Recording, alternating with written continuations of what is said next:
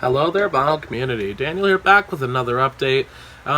Just doing the same old, showing some stuff that I like and some stuff that I picked out today that I've gotten recently to show. So I'm just going to go ahead and start. This is the first one. This is the new 50th anniversary single disc edition of Abbey Road. Of course, one of the Beatles' greatest albums.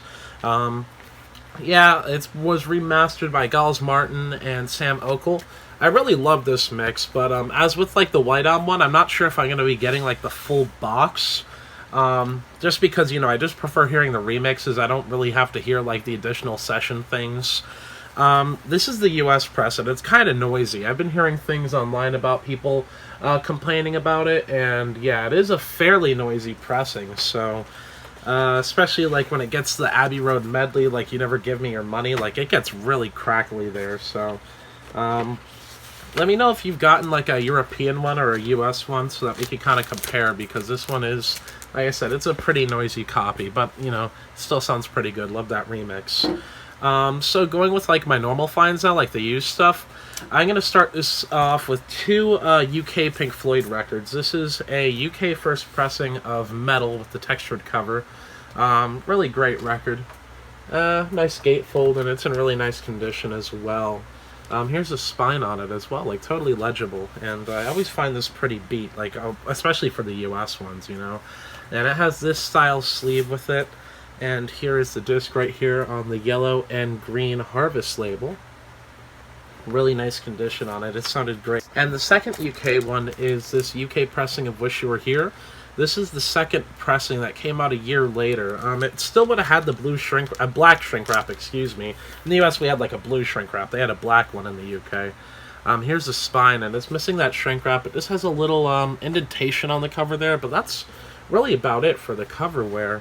It's in beautiful condition for the disc and everything. Let me take this out and get that insert out, because, well, y'all know it came with this very nice postcard, and the UK ones are even laminated, so that's pretty nice.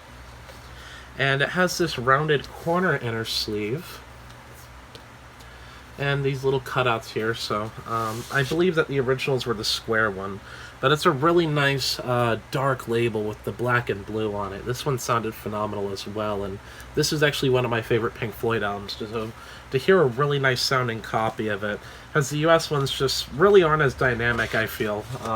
I've had the US one for the longest time, and I even have a promo copy of it, so it's an early copy, but it still didn't sound nearly as good as this one, so really, really loved hearing this. And moving forward, I'm going to go to a Psych one now that I've had on 8-track for a while, but I've never actually had this on vinyl, so I'm glad to finally own it on vinyl.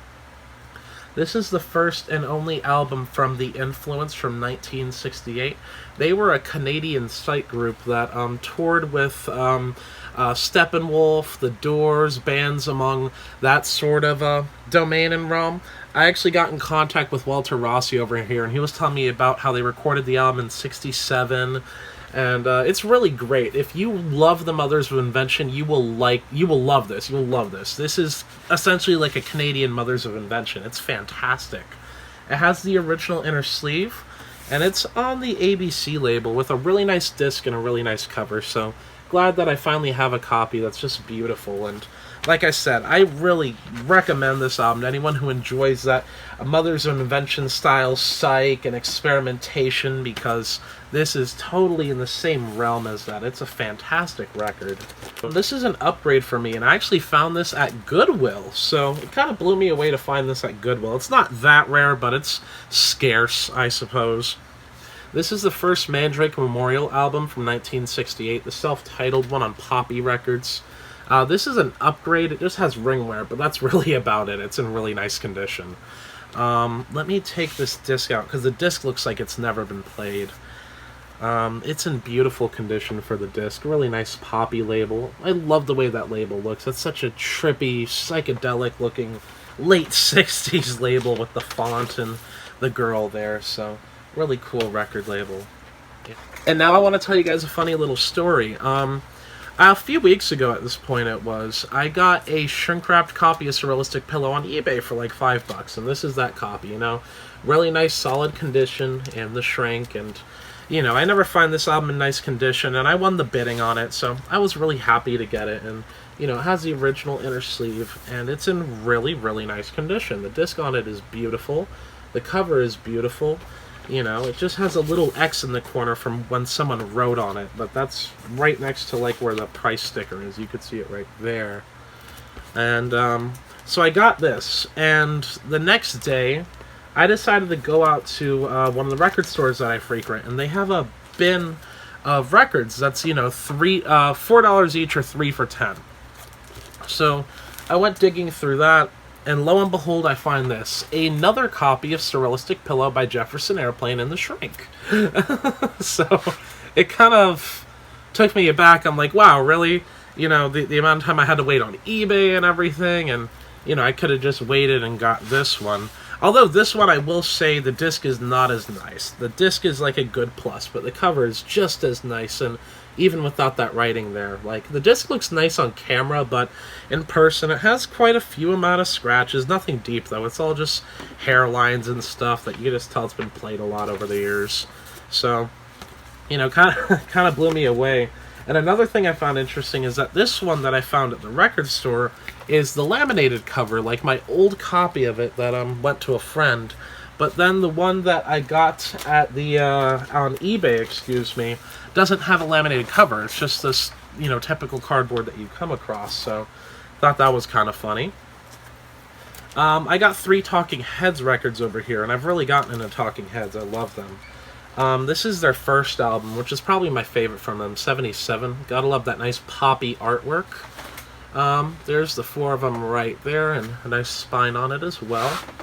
And it has the original inner sleeve, and honestly, the disc looks like it's never been played. The inner sleeve doesn't even have so much as a split. So, you never really find these Talking Heads in nice condition. I see them from time to time, but a lot of times they were played by, you know, a lot of teenagers or whatnot that didn't really take great care of their records, so it's nice to see them in nice condition, and that's the original on Sire Records.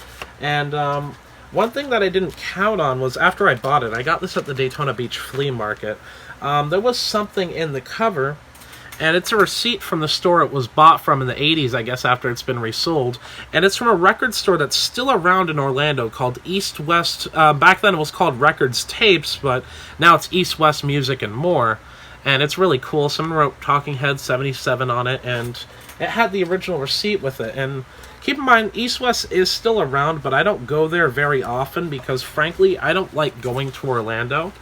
I live in a city that's closer to Daytona Beach than Orlando, kind of in between, and Daytona Beach isn't nearly as much traffic, and you don't have to go through I-4, so, you know, I just don't go to Orlando that much.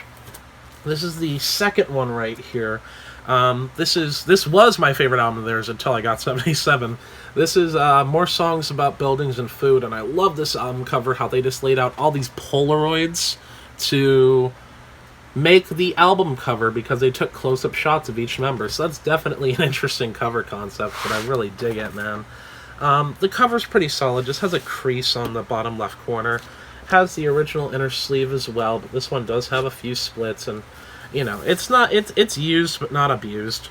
It's that sort of thing, you know, like I was saying, the normal condition that you find these Talking Heads records in. So, just really glad to have it, too, because this is one I've had on 8-track for a while, but never really had it on vinyl, and I got this one for a really great price. So I don't remember if it was my last video or if the one before it. I showed Remainin Light, and I said it was Speaking in Tongues, because I had just finished listening to Speaking in Tongues. And that Remainin Light actually got traded to a friend for another record that, I had gotten. So, of course I love Remainin Light. It's one of my favorite Talking Heads records, so I had to get another copy after I traded it away. So, this is the other copy of Remainin Light that I got on Discogs. And the cover is like a solid VG. It has the original insert and inner, and the disc is really nice. Here's the inner sleeve, which I love the whole art direction of this album as well. And here's the disc right here. Disc is pretty nice as well, and you know, what a fantastic record this is. The Great Curve has to be one of the most experimental, upbeat, kind of dancey sort of songs I've ever heard from them. And here is the lyric insert. And again, this is absolutely a fantastic record. If you know, like, Once in a Lifetime, which is from this record, that's the overplayed sort of pop hit from it, then I think you'll definitely enjoy the rest of this record. It's kind of in that vein, but better, to be honest, so really glad about that. Here's a Kraftwerk album that I didn't have yet. This is Trans Europe Express. I believe this was from 77, yep. And this had a different album cover than in the, the German release. And here is the inner sleeve with a nice picture there. And sorry, I have birds, and they just like screaming for attention sometimes. It's on the Orange Capital label. And it's in really nice condition. I listen to this, and honestly, it's not one of my favorite Kraftwerk albums. I like the debut, and I like Rolf and Florian a lot. But this was still a pretty solid listen, so still gotta appreciate it. I've never had any records by this guy over here, but this is his first album, so I figured I'd pick it up. This is Roy Buchanan. Half of this album is like country rock, and the other half is like blues jams, and I'm in this for the blues jams, man. Just to be completely honest. The country rock songs are okay on this, but those blues jams that they do with Roy, he's just an absolute phenomenal guitar player. He's great. He's absolutely astounding, and sad that we lost him, but, his music will forever be with us, so gotta be thankful for that. This one came from a record store visit, and this was fairly cheap. And this right here is Genesis selling England by the pound. It's a promo copy, but not white label or anything. The cover's a little beat, and it's weird. It has two different lyric inserts that I know aren't supposed to be with it. It has this green one that's like cardboard, which I've never seen this one. And that has the one that I typically see it with, which is this brown paper one. It has the original inner sleeve, and here it is on the famous Charisma label. I was going to say the Fabulous, but no, it's the famous Charisma label. And like I said, it's just marked on the cover for being a promo. It's not designated on the labels at all or anything. So, still pretty nice to have, even though the cover is a little bit worn. But what can you do? You can't have them all. This one, again, I've had on 8-track for a while, but haven't had it on vinyl. And I saw this for a good price, and I picked it up. This is Ars Nova, Sunshine and Shadows. I believe this is from 69 or 70, if I'm not mistaken. 69. And, yeah, this is kind of like a progressive group that are also kind of psyche, but at the same time also kind of poppy. They do a little bit of everything, I suppose, and it's still a fantastic record. I love this, but I actually prefer their debut, which came out on Elektra in 68, I believe. So, still a really solid listen from them, though. This one I got because it was really affordable as well, and it's a Record Club copy that it doesn't say it anywhere on the cover, but it says it on the disc. Another copy is Sticky Fingers by the Rolling Stones, and this one I actually had to lubricate the zipper on it because it didn't want to go up or down at all. It was kind of stuck, so I just used like Vaseline and a Q-tip, and now it goes up and down with impunity. So pretty cool to have that. It doesn't have the original inner sleeve. Like I said, I got this really cheap. But here is the disc right here, and you can see at the bottom where it says manufactured under license by Atlantic Recording Corporation to Record Club of America Incorporated. So really cool to have this one, and it sounded great. The disc looks like it has a few questionable kind of marks, but it actually played through really nicely, so that kind of blew me away. Let me put this one to the side. I don't want the zipper damaging any of the albums I'm showing. This is from that same lot, and this is one I've never had in mono before, or frankly seen in mono before. I know it's not that rare in mono, but I still love the mono mix of this. This is Pisces, Aquarius, Capricorn, and Jones Limited by the Monkees, their classic 67 album, and perhaps one of their best albums from this period. I wouldn't say it's Head, but it's very close to it. Head is my favorite Monkees album, so here's the disc. It's pretty nice on it as well, so can't really complain. It played through great. And honestly, I didn't really hear any differences in any mixes aside from Daily Nightly, because I did read up on this and hear that there were a few differences in the mixing for some of the songs, but the only one that I could really tell was that there were some different Moog sounds in Daily Nightly, so if there's anything else I'm missing, please let me know. And here's another mono one that I never see in mono, so I decided to grab it. This is a 1968 original copy of The Beat Goes On by Vanilla Fudge. Of course, 68 mono was being phased out, so not nearly as popular as it was before. So they didn't really make a lot of them. A lot of people were going over to stereo. And again, this one isn't really expensive, but it's still nice just to have in mono. It has the original Atco inner sleeve, and it's on the yellow and blue label. So that's a pretty decent copy. The disc, I wish the disc looked as nice as the cover. The disc is like a good plus, but the cover is really, really nice on this. So, again, you can't win them all. And this is another one from the flea market that was really, really cheap, so I picked it up. It doesn't have the poster or anything, but it's still better than the copy I had. Purple Rain by Prince and the Revolution. You know, just a pretty solid copy of it. My other one has a big rip on the inner sleeve. This one doesn't, and the disc is in better condition as well, so nice to have. And of course the custom labels. These next two are ones that I got on eBay that the seller again kind of gypped me on, saying that they were in better condition than they were and using questionable angles for pictures. So yeah, they never got back to me either, because they said that the records were playable, but one of them came warped, and I'm glad this is not the one that came warped. Psychotic Reaction by Count 5. This is an original mono copy, but wait for it. It's water damaged. It's really badly water damaged, and it's a shame, because I've wanted a mono copy, but surprisingly, it still plays really well.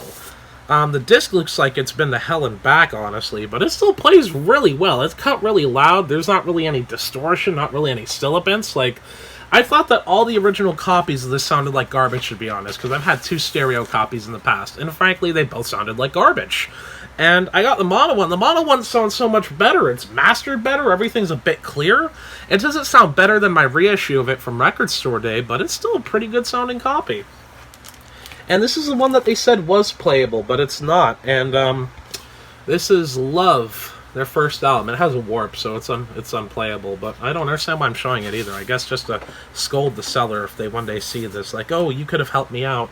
But instead, they just never responded, and I had to leave bad feedback. So it happens. It happens. The warp isn't bad enough to where it's completely unlistenable, but the first track on each side does bounce around a bit. This one's really beat, but it came from a dollar bin, so I figured why not. I found out later it's a reissue, because this originally came out like 64, and this is a 68 copy. James Brown sings Out of Sight, and this is a unipack right here. And as you can see, I had to tape that whole thing back on because it was separated into 2 pieces. But the disc looked nice enough to where I was saying, screw it, I'll get it just to listen to, and then I could always upgrade it at a later time with the first press. And here's the disc right here. It has a questionable mark on side 1, and that kind of scared me because I didn't notice it when I got it, but it played through it just fine, so, you know, pretty glad about that one. Another Record Store one, and this one's in really nice condition. It's Herbie Mann's Standing Ovation at Newport, and I love me some Herbie Mann, and this is really nice condition as well, and it has the original inner sleeve. And the disc on it is gorgeous, and I've always loved this green and blue label. Really nice condition on it. Getting down to the last ones. This is Every One of Us by Eric Burdon and the Animals. I don't remember when this one came out, to be honest. I haven't listened to it yet, either. I just know it's one of the later Animals albums, and I didn't have it yet, so I picked it up because it was really, really cheap. And, you know, I'm going to listen to this, and some of the later Animals albums, for me, are kind of hit or miss, so we're going to see if this one's a hit or if this one is a miss. And the last one I like to show before I go on to tapes and, yeah, just tapes like 8 tracks and cassettes, is I found this at a thrift store, and surprisingly I didn't have it. It is the first Bad Company album. You know, it'll just hold me off just fine until I find an actual nice copy, because this one's pretty worn. And it is on Swan Song Records, that Led Zeppelin record label. So, now I'd like to go on to some cassettes and 8 tracks. You could probably see the assortment of tapes that I have over here. It's been a good month for me for 8 tracks, so I'm going to go and actually start with the cassette that I got. It's just one cassette, but it's a pretty rare one, so really stoked to get it. This is an original Snapcase cassette of MC5, Kick Out the Jams. And I got this on Discogs for a really fair price. And let me open this bad boy up. And it has the paper labels and all, so really cool to have this. I've never seen this one on a clamshell before, so once it was listed, I kind of had to get it. And in case you're curious, it is the censored one, sadly. They're kicking out the Jams brothers and sisters, so, you know, I'm kind of disappointed with that, but whatever, you know, still really cool to have. As I said, it's been a really great month for me for 8-tracks, so got a lot of really cool ones. This one blew me away. The first Silver Apples album on 8-track, you know, blew me away. I love this album, and, you know, you don't even see it on vinyl that often. Here's another one that you barely see on vinyl, but I got on 8-track with the slipcase and the shrink. This is Bubble Puppy, A Gathering of Promises. Again, with the slipcase in the shrink wrap, and it's in beautiful, beautiful condition, and it sounds great as well, so really blown away. This is eBay score right here. This is the original first press of Axis Bold as Love by the Jimi Hendrix Experience with the flat pack style labels, and nice back label there too. It looked really bad in the pictures, but in person it was honestly really nice. Here's another one from eBay. This came in a lot of two, and I'll show the second one after this. This is the first Fever Tree album with the slipcase. Original copy of this one as well, so really nice condition and sounds great. And there's the spine on it, the spine over here as well. I also got the second Fever Tree album, Another Time, Another Place, and this one is in a really nice condition as well. Beautiful, beautiful, beautiful. And one that doesn't have the slipcase, but still glad to have it. This is In the Wake of Poseidon by King Crimson. Probably my favorite King Crimson album, to be honest. Love that record. This one's kind of worn, but it's kind of like a diamond in the rough. This is Autobahn by Kraftwerk on 8-track, and I've done a lot to try to clean it up, but it's still very, very worn. This is a flat pack that I got, a pretty rare flat pack as well. It's 1984 by Yusef Lateef, and really cool to have this one, but someone wrote their initials on here, so dang. One that you never find on 8-track because assumably no one bought it on 8-track. This is Two Virgins by John Lennon and Yoko Ono on Orbit, which was like that Tetragrammaton subsidiary. Like, I see a lot of Deep Purple albums from their early days on Orbit. Another one you don't see on 8-track too often, or vinyl. This is an original Dusty in Memphis, and this one sounds great as well, so really nice to have that. This was a freebie thrown in with a lot I got, and it was sealed, but I did open it to service it and listen to it. I thought it was resealed, but I opened it and I realized it wasn't resealed, so I kind of was kicking myself at that, because I'll only open tapes if I am pretty sure they're a reseal.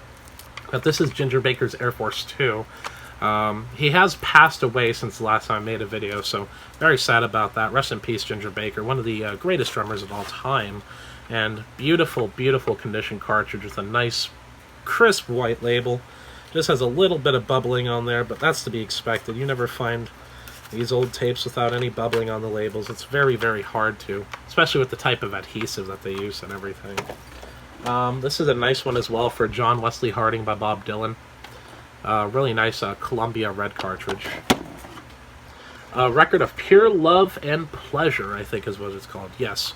And this is, I've only listened to bits and pieces of it. Some of it seems kind of like a pop rocky to me. Some of it seems kind of like acidy to me with the guitar in there. So, like I said, haven't listened to the whole thing, so can't form a good opinion on it yet. This is kind of beat, but another one you don't really see often. This is Elvis Costello, My Aim is True. Like I said, it's fairly beat. I still need to do a bit of work to it. It's funny, because the same week that I got those two Surrealistic pillows I showed earlier, I got this Surrealistic pillow on 8-track, and it was absolutely a freaking wreck when I got it. I had to do a lot of servicing to this, and it plays through and actually sounds decent now, so that's pretty cool. No slipcase with it, though. This one, I'm really... Oh, let me push these slipcases away. I didn't realize I was getting in the way of the camera, so let me move that over here. There we go. So, to continue what I was saying, I had this one on 8-track for a while, and I showed it in a video earlier this year where I got the Zombies to sign it, and that one was really beat. And I got this in the wild for like $1, and this one's much nicer, and I want to go see the Zombies again and have them sign this one. So this is Odyssey and Oracle by the Zombies on 8-track with that nice red Columbia shell as well, so really glad to have a nice copy of that. This one is one of the rarest tapes I own now, even though it's missing the front label, because there's only a handful of these known to exist, and mine is a variant that wasn't even known to exist, so you can't tell by the front label, but you can tell by the back label. It is Black Mass by Lucifer, and Mark Gorson album, and all the ones that have come up before are Uni. This one's the MCA reissue, which was previously not known to exist, so I found something that was not known to exist beforehand, even though it's missing a front label. Another Psych one, this is Madeira 2. I've heard their first album, which is that 2LP one, and it's actually pretty good, so haven't listened to this one yet, though. Also got History of Eric Clapton, of course, you know, if you love all that Clapton stuff, you could just pop this tape in and just listen to it for a good long while. Another one, Clapton-related, of course, Duane Allman-related, too. Derek and the Dominoes, Layla and Other Assorted Love Songs, classic album. Another Dylan right here, this is Nashville Skyline. And this one's kind of beat as well, but, you know, hold me off till I get a nice copy. 2112 by Rush. Another one, surprisingly, pretty beat. And another one, surprisingly, a little more beat. This is All the World's a Stage, that live album. And I honestly haven't listened to this yet, so might as well give that a listen after this. Queen, Greatest Hits. This one's pretty beat as well, but Johnny Winter live and fantastic live album. I see this one overlooked all the time, but if you see this and it's just really cheap, get Johnny Winter and live. It is a fantastic record. Van Halen 2. And the last 8-track is right here, and it's a record club only release. This is Cargo by Men at Work. So, again, I do want to thank you all for watching. I really do appreciate the guys that take time out of your day to actually comment, like my video, and just say hi or whatnot. You know, I really appreciate that. That's what keeps me going, and I'm glad that you guys are enjoying the content. And I'm trying to put out more stuff. I've been coming up with concepts for videos, and I know I keep talking about it, but these are going to come into fruition, and you're going to be seeing a lot more uploads from me. So, again, I want to thank you guys for watching. I really do appreciate it. Peace and love to all of you.